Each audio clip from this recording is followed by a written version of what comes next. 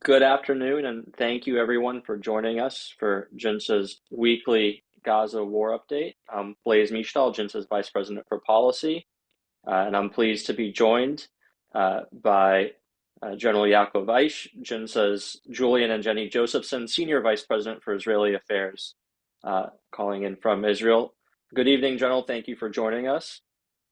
Hi, good evening, Blaise. Good evening, everyone. Thank you for having me.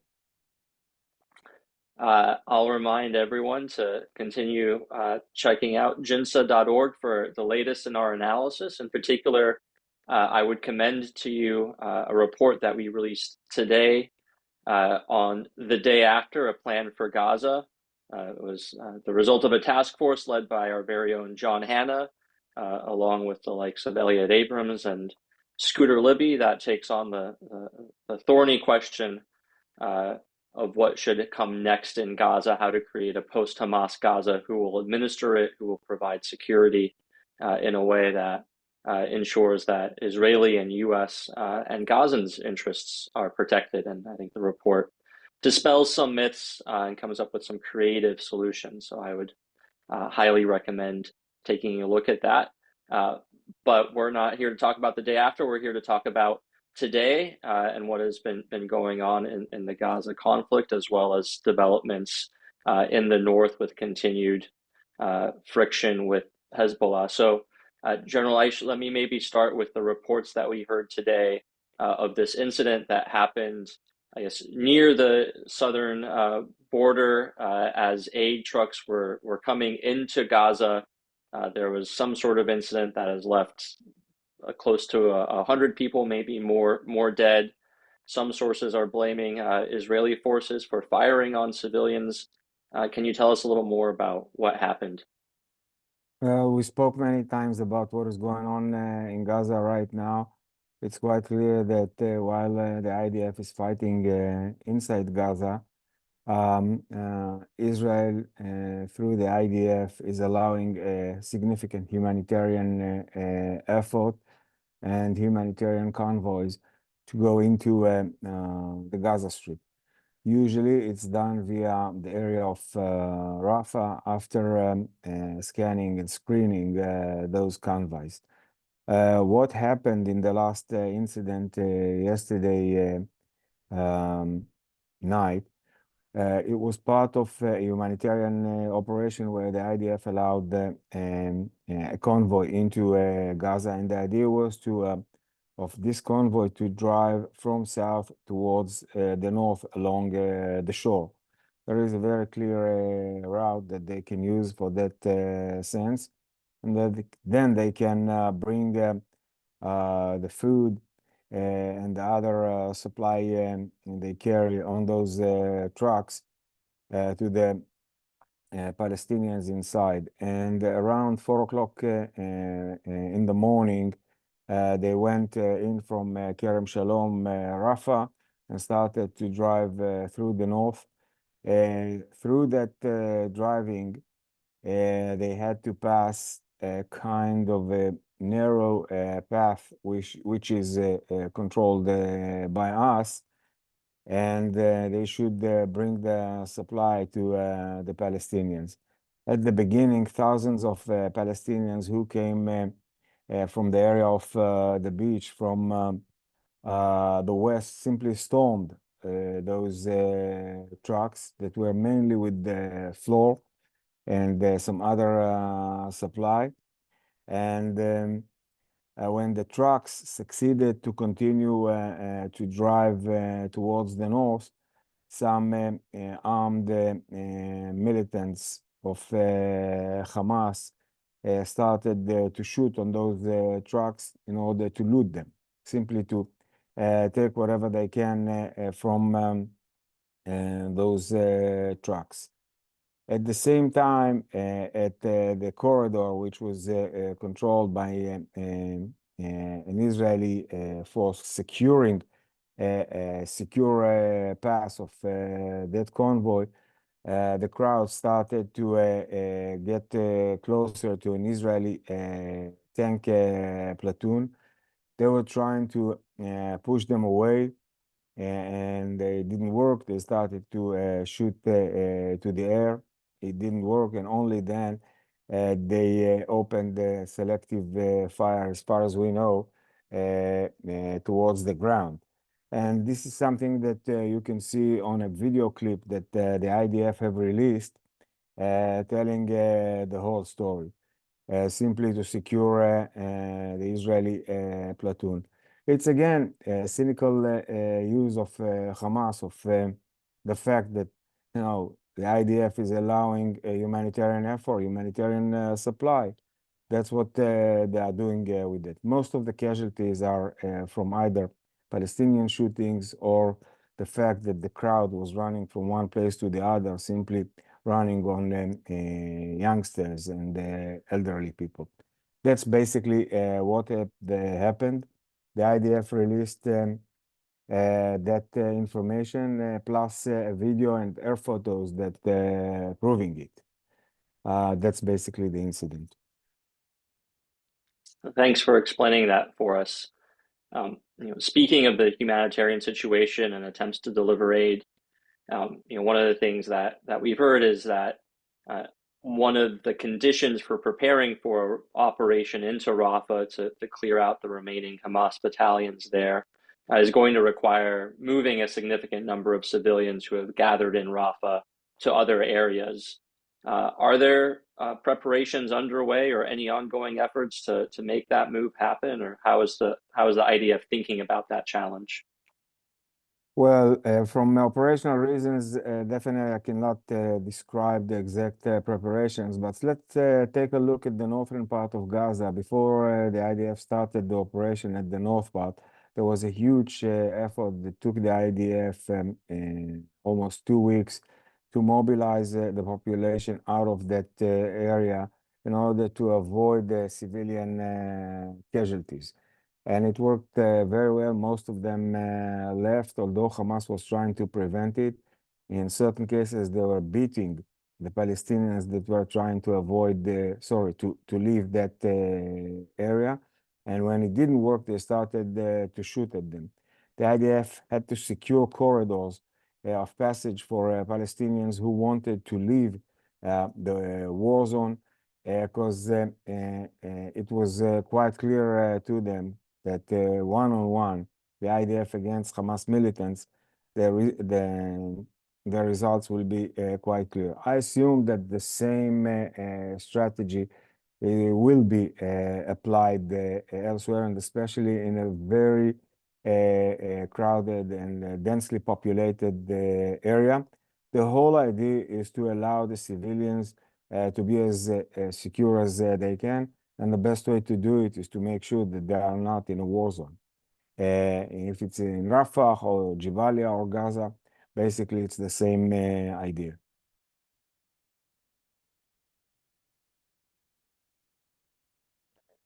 So the IDF has put a deadline of Ramadan for hostages to be released or for this Rafah operation to start.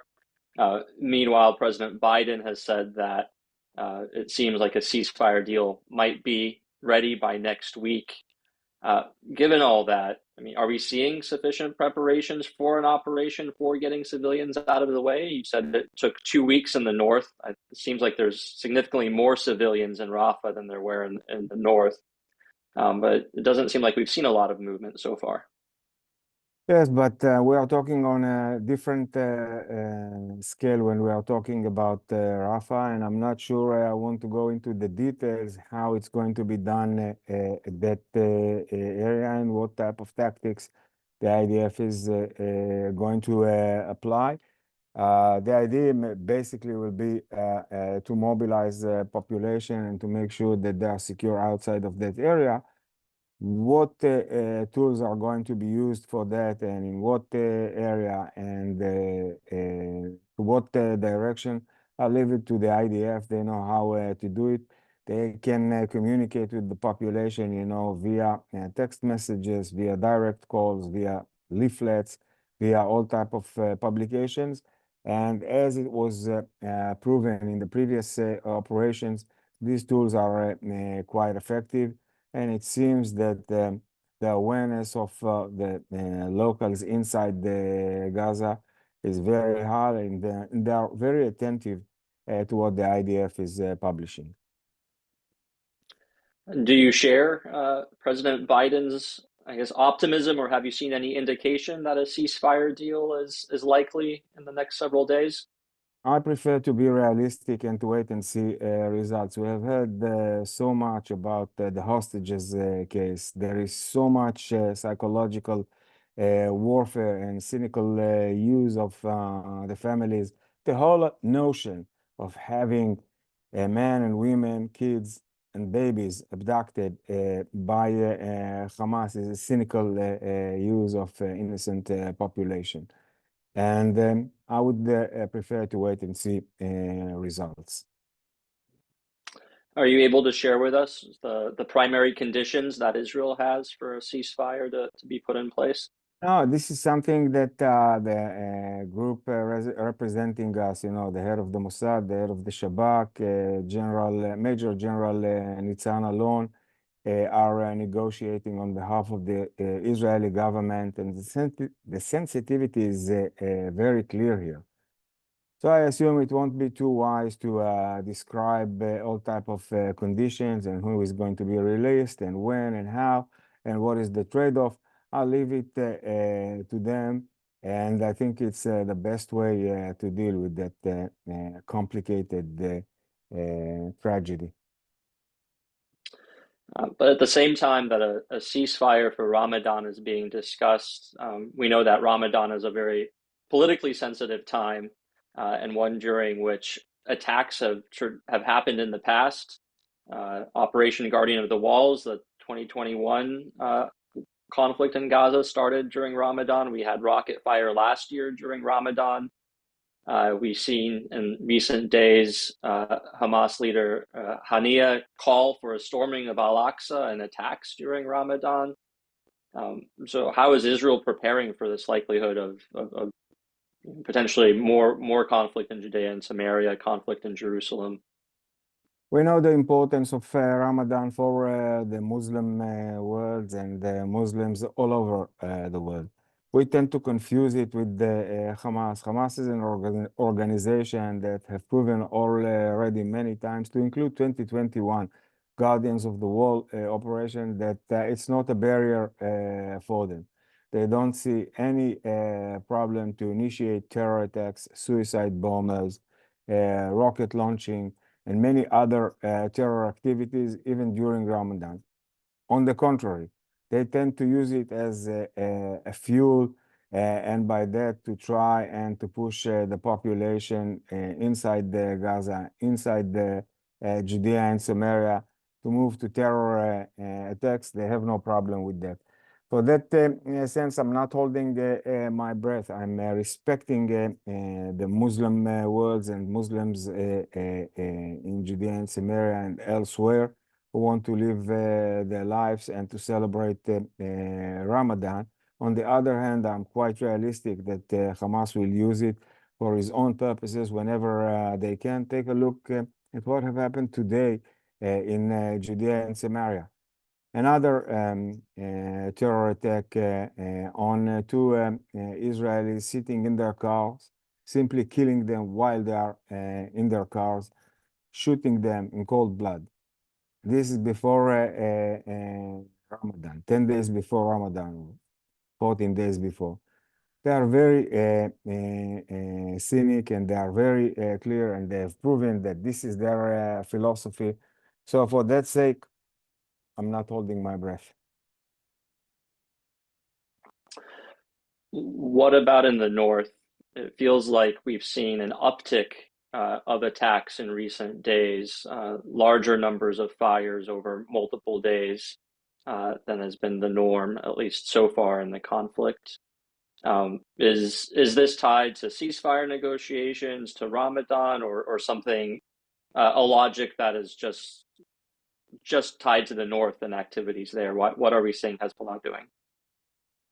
Since October 7th, what we see in the north is a very interesting and complicated situation. It seems like Hezbollah, who wanted to show solidarity, was in a way surprised by the magnitude of the Hamas attack.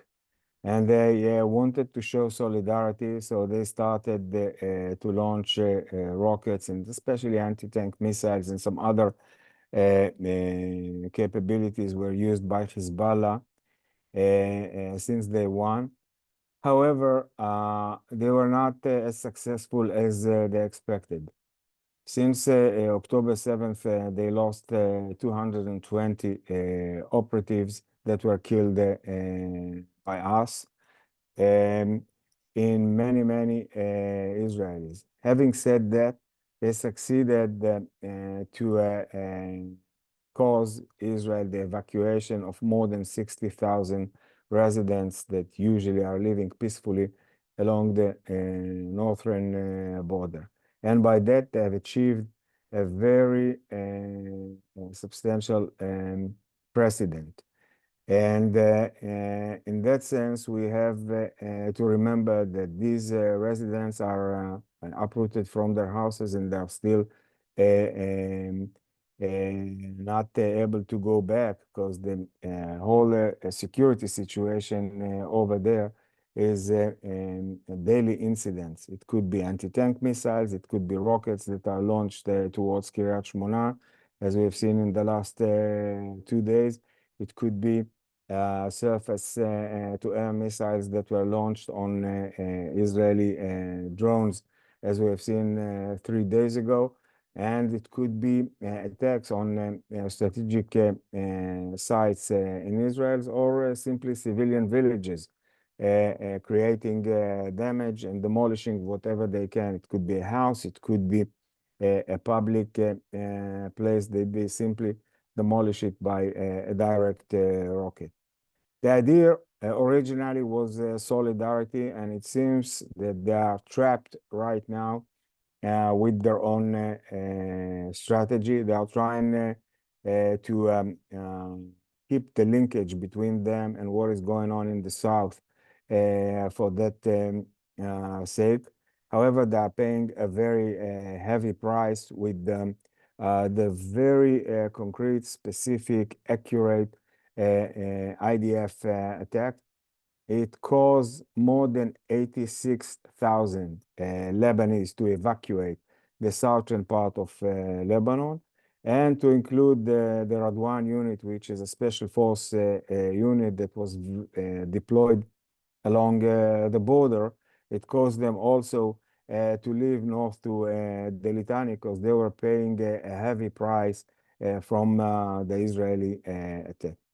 The idea or the strategic goal for the IDF in that sense is to restore deterrence and security in that area, and to make sure that Radwan and Hezbollah unit are not close to the border.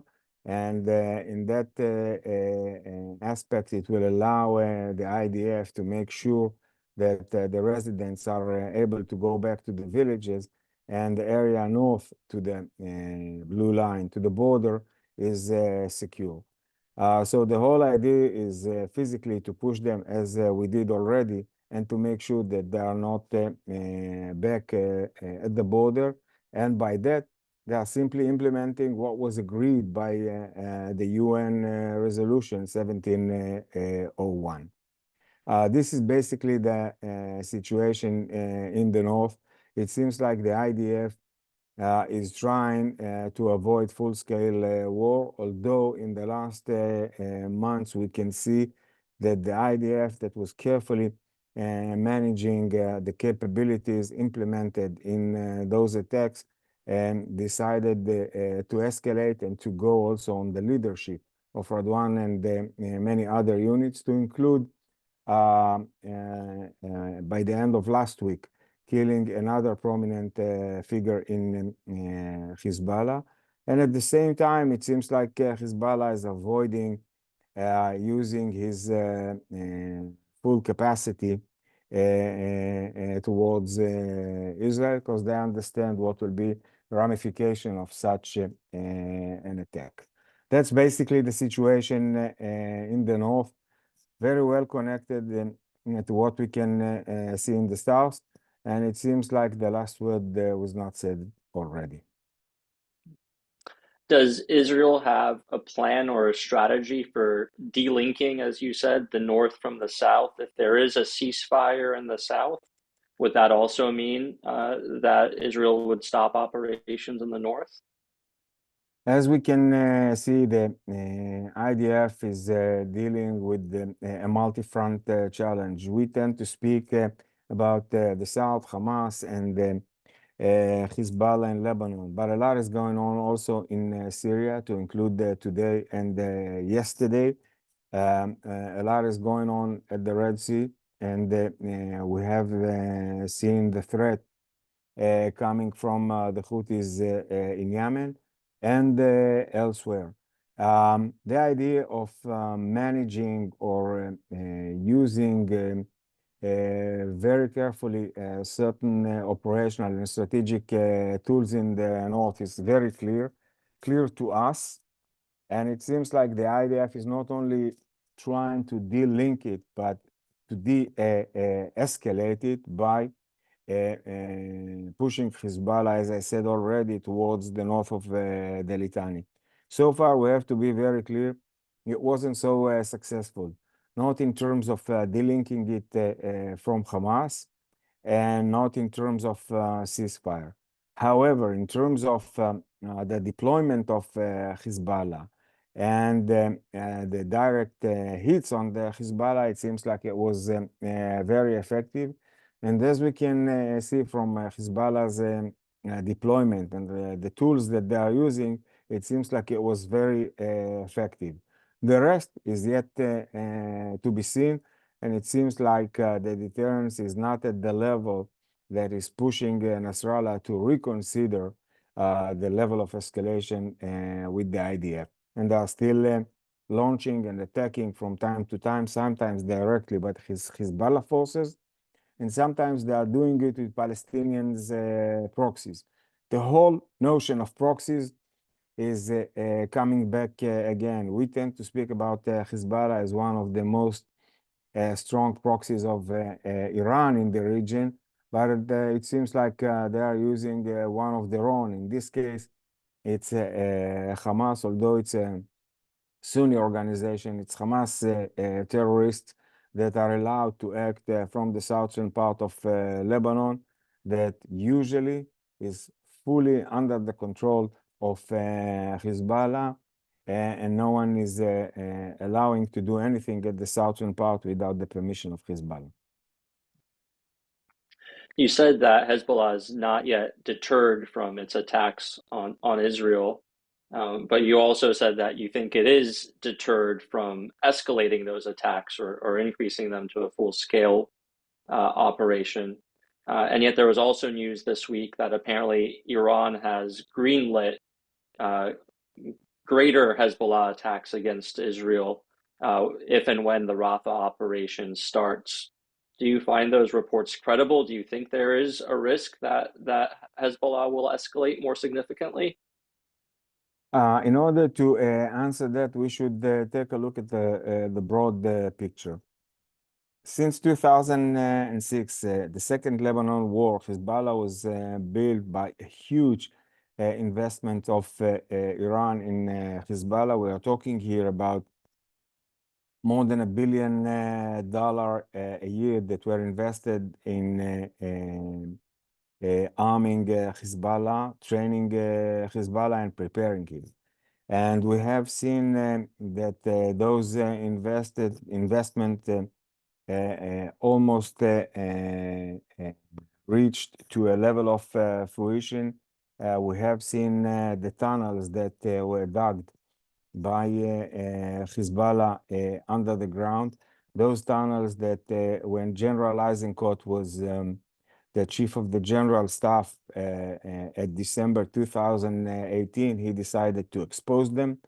And in early 2019, in the huge operation in the north, he decided not just to expose them, but also to demolish those tunnels. We have to remember that those capabilities were built for strategic purposes. And the tunnels were part of it, and the rest of the armament is part of it, and the accuracy project is part of it, and drone capabilities and many others. Everything was part from a grand plan, a grand strategy of being able either to surprise Israel in an attack that will take the northern part of the Galilee, and by that, delaying the IDF reserve unit from reaching the blue line and the villages, and by that, simply opening the war in much better positions and achieving a significant strategic achievement that will deter Israel in the future. The whole notion of building those capabilities was part from the proxies strategy of Iran. We know those capabilities with the Houthis, with the Shia militia in Syria and in Iraq, and they have this proxy also here with the Hezbollah. It was built mainly to deter Israel from attacking Iran and Iran nuclear sites. That's why I tend to believe that they won't use it so fast. And we are familiar with the criticism from the Iranians on the Nasrallah, on the escalation of 2006 that have happened from his perspective by accident. He didn't want to escalate. However, what we have seen in the last year is kind of a coordination between Palestinians organizations, mainly Hamas and Palestinian Islamic Jihad, with the leadership of Hezbollah. And we can see the solidarity that Hezbollah is showing right now. It seems like they decided to use it only as a sign for solidarity, not more than that. But after October 7th, we are not taking any risks. I already spoke about the residents that were evacuated from the north, and I didn't mention the reinforcement of IDF forces along that border, to include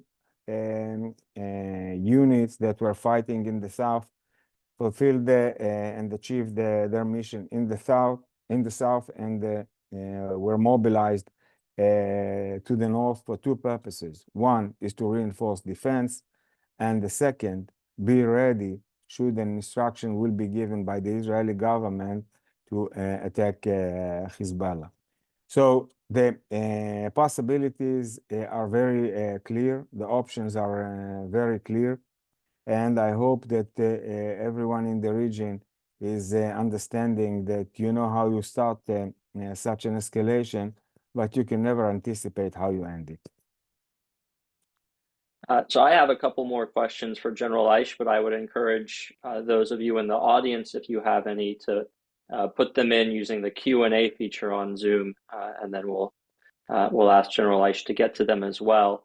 But to that last point you just made, General Eich, and how do you think about walking that line between, on the one hand, not having done enough to deter the current level of attacks, which need to go down to zero for Israelis to be able to return to their homes in the north. So there's a need, it seems, to put more pressure on Hezbollah, but there's also the risk of miscalculation and accidental escalation into a conflict that it sounds like, for now, Israel is trying to avoid, at least. So how does Israel walk that fine line? Well, it seems to me like the most important part for that strategy is not what type of capabilities are applied and what kind of force we are implementing. The most important part is the fact that the residents at that region are not in their houses. And this is something that we cannot accept. And I think we are about to exhaust all other options. When I'm saying all other options, I'm talking about the tactics that were used in the north on one hand, the negotiation on the other hand, and I'm afraid that this element is so significant that it's going to lead and to affect the policy and the strategy in the near future. And it seems to me like Hezbollah is understanding it, and they are trying, for that sake, to avoid the full escalation. But I'm not sure it's enough from the Israeli side. So it's not only about deterrence, it's about the ability of simple Israelis, the residents of the north, simply to live their lives and, to cultivate their lands and to farm their farms. Simple as that. And I'm afraid this is the most important element, and we are about to exhaust our strategic patient here. And I'm not very optimistic in that sense. And I think it's going to be the leading element in the near future. It's going to be the leading element in our strategy. And in that terms, much less what Hezbollah is doing. It's going to be much more about what we are going to provide to the Israeli residents of that region. Does that mean that the Israeli attempts to separate out the question of enough quiet on the northern front to allow Israelis to return, and the bigger strategic threat of Hezbollah and its rocket arsenal, those two have sort of been separated out for now? Is that going to be feasible to keep those two separate? I'm not sure if we are able to separate them. Definitely, we can deal with them with different tools and on a different time scale. But definitely, they are very much linked together. However, I assume that what I've described about the Israeli residents is going to be a very substantial consideration on the policymakers' table, as it was until now. But when you are adding to it the strategic patient that was brought to bear, I'm afraid that it's almost irrelevant in the near future. And that's why I'm not very optimistic here.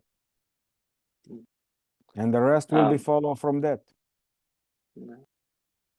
Well, sticking with Lebanon, let me pose you a question that came from Edward Hochman, which is, I'm old enough to remember when there was a Christian presence in southern Lebanon, including a pro-Israel South Lebanese army. Is there anything left of the anti-Hezbollah Christian presence in southern Lebanon? No, in fact, in the last 20 years, there is a very sad phenomena all over Lebanon. Christians were leaving Lebanon as a state. And specifically to what was asked about the southern part, villages that were Christian villages, most of the residents left them in the last 15 years. And it's a very clear phenomena. We can see, the Shiite villages, but we can see traditionally Christian villages that were, simply evacuated during the years. People left, and in substantial numbers, they left the region. So it's a sad phenomena all over. And we can see the only place in the Middle East where they can live and exercise their freedom of religion, it's over here in Israel, as many other religions. And again, let me encourage anyone in the audience that has a question to pose it using the Q&A feature. Here's a question from Martin Quinn, who asks, commentators often report that Gaza has been effectively destroyed. How long would it take post-conflict to rebuild the Gaza Strip? And what role would Israel play in that reconstruction? I think it's going to be the role of the Palestinians together with the Arab, the moderate Arab countries and the international community. We can compare it to other operations, and I don't think it's going to take too long. The whole idea is what type of conditions will allow that reconstruction. That's the real challenge. I can add on that Israel is considering, and I think they are going to start it very soon. I started our talk about humanitarian effort coming from the south. Israel is starting to allow very soon humanitarian effort from the northern part of the Gaza Strip. But it takes me back to what we have seen in 2014 after Operation Protective Edge. You know, Israel allowed, together with the international community and many other NGOs, to allow a huge amount of cement and gravel into Gaza in order to allow the Gazans, you know, to rebuild what was hit inside the Gaza. Right now, what we see in Gaza, what we meet, especially under the ground, is a huge amount of tunnels. We are talking here about hundreds of kilometers of tunnels that were built by that cement, fortified by that concrete. And I hope that they will build or rebuild their villages and cities. But I hope that they will use what the international community is going to give them in the near future for those purposes. Because I'm afraid that in the last 2 decades, it was not used, you know, to rebuild nurseries, schools, hospitals, or something like that. Instead of it, they built tunnels. And for those of you who want to see what type of tunnels, all you have to do is to go to the website. It's pretty amazing to see what was invested over there, and at the same time not invested in other purposes. So again, I'm afraid I'm not very optimistic on that regard as well. You spoke, General Aish, of the challenge of returning citizens to their homes in the north.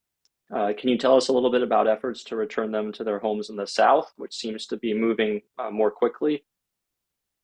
Well, the precondition for residents to be back to their home, to their village, is security.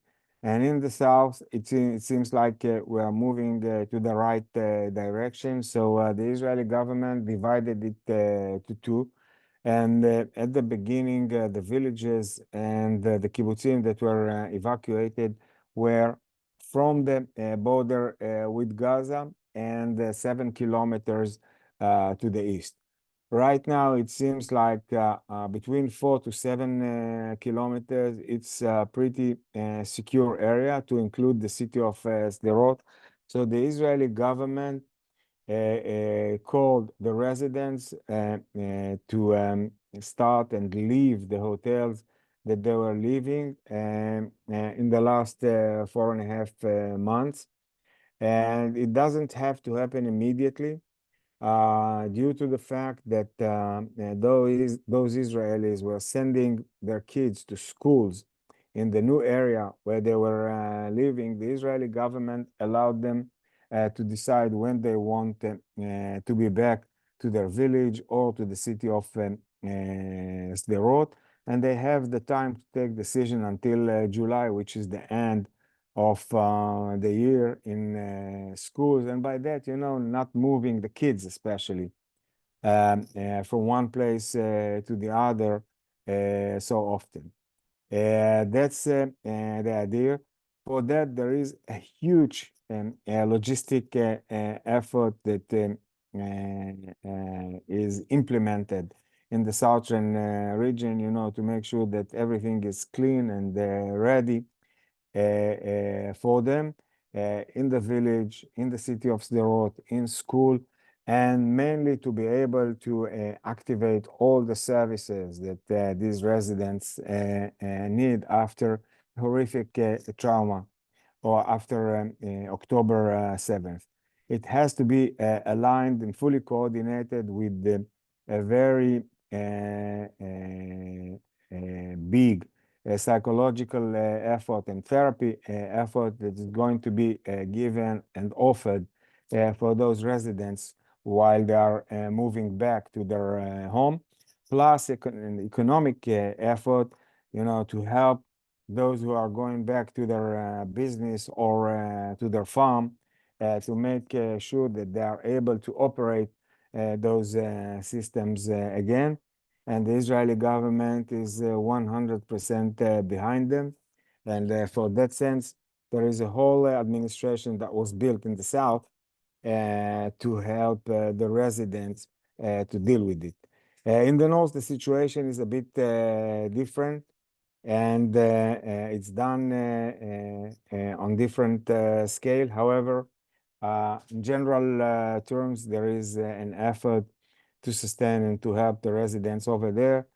Unfortunately, they are not ready yet to be back due to the precondition, which is the security in the region. General, you mentioned the economic considerations involved in moving citizens back to their homes. Edward Hoffman has another question on economic considerations, which is Israel has mobilized the equivalent of 10 to 12 million Americans. How long can Israel sustain such a mobilization, and how is Israel's economy faring given the loss of manpower in the private sector? I've read today and yesterday the reports that anticipate the economic situation in Israel, and I was surprised reading them. It seems like the expectations are quite positive. However, we can see already the impact of it on the Israeli budget that is going to be confirmed in the Israeli Knesset in the next few weeks. And when you are thinking about the economic toll of the war in Gaza and to a certain extent in the north, and the fact that the IDF will have to replenish itself, it's going to take a heavy toll on the Israeli economy. But in general terms, I think that the Israeli economy so far is proven itself. And when I'm thinking about the way it recovered from COVID and the expectations of experts, it's going to be recovered very soon. I'm very optimistic. And we can see as part of the effort of helping them, the residents to be back to their houses, when I'm thinking in Israeli terms on the budget that is allocated to them, it's very significant. And it seems like the government is going in that sense to the right direction. Great. Well, thank you very much, General Eich, for your time this evening. Thank you to our audience for joining in. Let me remind you once again to check out the newest report that JINSA just released today, the day after, a plan for Gaza, that talks about some of those reconstruction issues and ideas for how to build out a post-Hamas Gaza that were raised. So let me commend that. For those of you who want to read it, you can find it on our website at jinsa.org. General Eich, thank you, and look forward to having you on future webinars. Thank you, Blaise. It was great being with you. Thanks. All the best, everyone. Bye. Thank you.